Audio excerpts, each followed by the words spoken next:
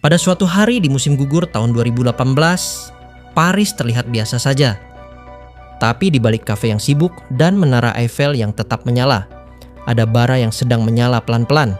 Bukan bara revolusi, tapi bara rasa muak. November 2018. Pemerintah Prancis mengumumkan rencana kenaikan pajak bahan bakar. Alasannya, supaya rakyat pelan-pelan ninggalin kendaraan berbahan bakar fosil dan pindah ke energi ramah lingkungan. Kedengarannya idealis, ya, demi lingkungan dan demi masa depan. Tapi bagi rakyat kecil, masa depan itu terlalu mahal, karena pada saat itu mereka udah nggak kuat bayar kebutuhan hidup. Yang protes bukan elit, bukan pengamat, tapi supir, nelayan, petani, perawat, buruh, orang-orang yang biasanya diam. Tapi masalahnya, rakyat kecil nggak hidup di dalam idealisme. Buat orang-orang kaya di kota besar yang punya mobil listrik atau transportasi umum nyaman, itu bukan masalah. Tapi buat warga desa, buruh, petani, sopir truk, tukang antar galon, yang hidup mereka bergantung penuh pada kendaraan diesel, kenaikan pajak itu artinya makan jadi lebih mahal, hidup makin susah. Orang-orang yang selama ini kerja tanpa banyak tanya, tapi sekarang ingin satu hal, penjelasan. Gillette Jones, rompi kuning neon, yang biasanya disimpan di mobil sebagai alat darurat. Malam itu, rompi kuning berubah jadi lambang marah yang terorganisir, tanpa partai, tanpa ormas, tanpa pemimpin. Dan rompi kuning ini dipakai sebagai simbol, kami rakyat kecil yang dilupakan. Lalu dalam beberapa minggu, puluhan ribu orang turun ke jalan. Di Paris, Marseille, Lyon. Demo meledak. Jalanan diblokir, bensin disabotase, bahkan patung-patung revolusi diruntuhkan. Mereka tidak marah karena harus membayar. Mereka marah karena mereka tak pernah diajak bicara. Tak ada forum terbuka. Tak ada sosialisasi. Tak ada edukasi menyeluruh tentang mengapa dan bagaimana kebijakan ini bekerja. Lalu pemerintah Prancis seolah berkata, kami tahu yang terbaik untuk kalian. Diam dan ikuti. Tapi rakyat tidak tinggal diam. Mereka keluar, menyuarakan protes, menyulut jalanan dengan suara, spanduk, dan api kecil dari ban yang dibakar. Media pun tak bisa lagi menutup mata. Rompi kuning yang diwajibkan oleh Undang-Undang Keselamatan lalu lintas untuk ada di setiap mobil, kini jadi penanda pemberontakan rakyat terhadap negara yang dianggap tuli. Mereka turun ke jalan, bukan untuk menggulingkan kekuasaan, tapi menagih akal sehat. Kenapa kami yang harus bayar semua beban?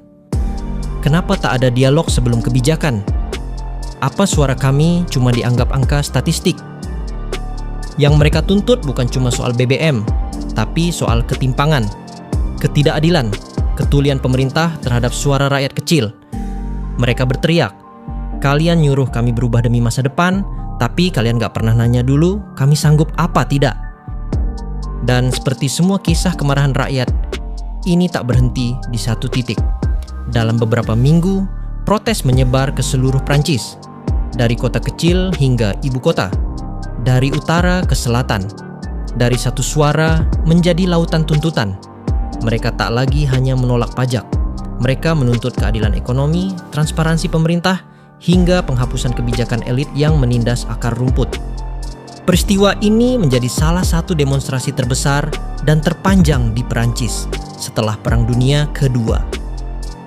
Gerakan ini menjadi refleksi dari ketimpangan, dari kesenjangan antara penguasa dan yang dikuasai, antara narasi pertumbuhan ekonomi yang tak pernah mampir ke dapur rakyat. Dan ironinya, protes ini terjadi di negara yang katanya kiblat demokrasi dan revolusi. Dulu, rakyat Prancis menggulingkan kerajaan karena tirani.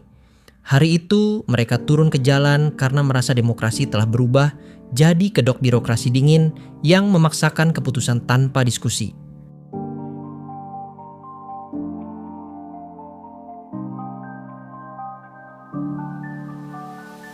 Presiden Macron bilang, ini demi masa depan Prancis. Tapi rakyat bilang, kami belum tentu hidup sampai masa depan itu datang. Akhirnya, pajak BBM dibatalkan. Tapi luka itu udah telanjur dalam. Gerakan ini jadi peringatan ke seluruh dunia. Bahkan setelah pemerintah membatalkan pajak, rompi kuning tetap di jalan. Karena ini bukan cuma soal pajak. Ini soal penghinaan yang terlalu lama diam-diam dibiarkan. Banyak yang bertanya, kenapa rakyat bisa sebegitu marah hanya karena pajak bensin? Mungkin itu bukan tentang bensin. Mungkin itu tentang harga keadilan yang tak pernah dibayar lunas. Tentang luka lama dari janji-janji politik yang tak pernah ditepati. Tentang kelelahan kolektif yang lama terpendam dan akhirnya meledak ketika merasa ditipu lagi. Mereka bukan anarkis. Mereka korban dari sistem yang terlalu percaya bahwa semua bisa dibayar dengan data. Tapi mereka juga bukan pahlawan. Mereka hanya manusia yang ingin didengar sebelum dihukum pajak. Yang demo itu bukan orang anti pemerintah, bukan anarkis, bukan pembenci negara. Mereka cuma rakyat biasa yang selama ini nurut sampai akhirnya ngerasa dikhianati. Gerakan ini bukan menang atau kalah, tapi jadi pengingat bahwa ketika pemerintah lupa bagaimana rasanya jadi rakyat, maka rakyat akan menunjukkan cara untuk mengingatnya. Bukan pajaknya yang bikin rakyat ngamuk, tapi rasa nggak dihargai sebagai bagian dari negara. Kalau negara butuh uang, rakyat juga butuh logika. Kalau kalian bilang negara ini rumah kita bersama, ya ajarin dulu gimana cara nyapu. Jangan tiba-tiba suruh kita bersihin semua kotoran, tapi kalian duduk di ruang tamu sambil ngopi. Karena ketika suara rakyat diabaikan terus-menerus, rompi kuning bukan lagi alat keselamatan, tapi peringatan. Tetap waras dan tetap berisik.